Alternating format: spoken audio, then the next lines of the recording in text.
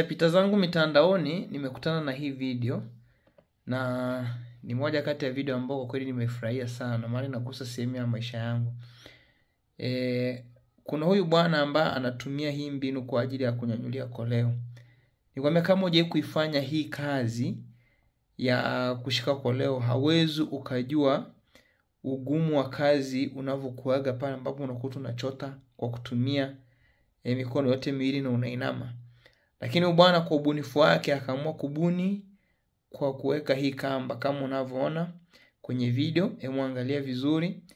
Ametumia mbinu nzuri sana kwa ajili ya kuchotea mchanga.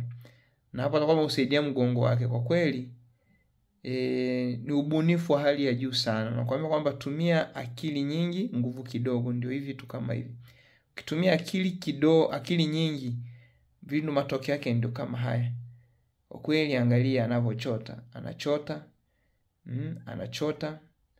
Umeona? Hebu share video kwa marafiki waweze kujifunza pia. Asante.